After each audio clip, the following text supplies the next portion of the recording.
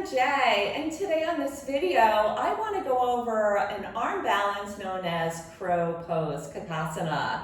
So you'll find this arm balance in many yoga classes, and it's really a fun pose to do, but it does require strength, concentration, and fortitude.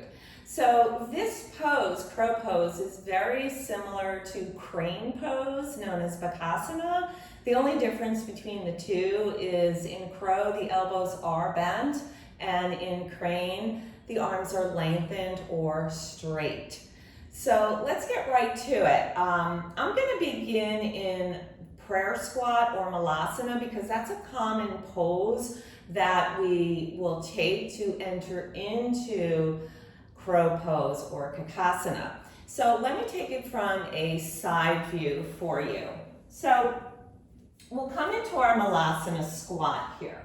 And one of the things with this pose, many times I will see my students, they might come in and be a little bit lazy and round the spine. So we, first of all, in malasana squat, we really don't want to take this hunched over position.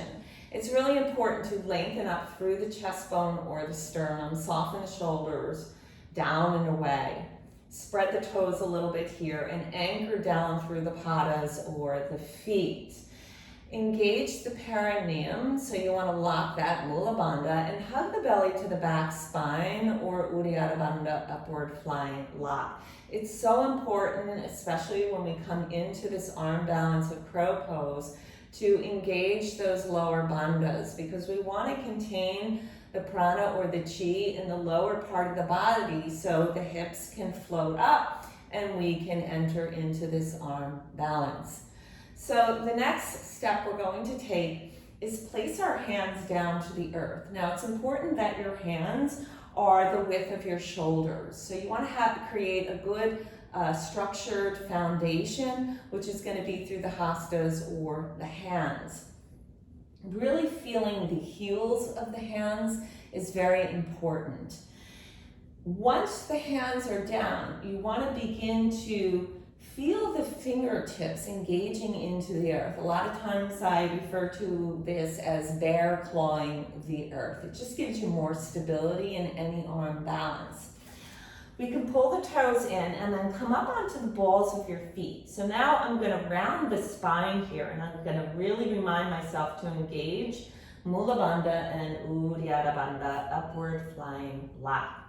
So as we come up onto the toes of our feet here, you can go ahead and begin to tuck the knees in towards the armpits, upper triceps, and then begin to lean forward, so important, and look out. Just pick up one foot, and then go ahead, tip, tip, tip, bring the other foot up, and then bring those heels towards the bum, looking out and beyond.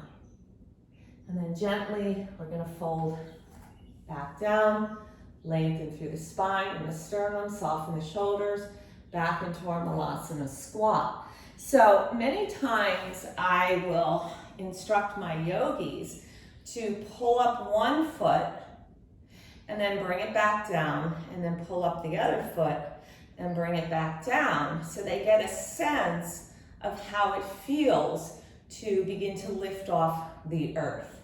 So it's okay to be a little shaky. It's okay to tease a toe like I did. I teased it up and down a little bit and then took flight. So you take your time with it, right? And in the beginning, it's a little scary because you feel as though you're going to tumble forward. And this is why it's so important to send your gaze outward and lean forward.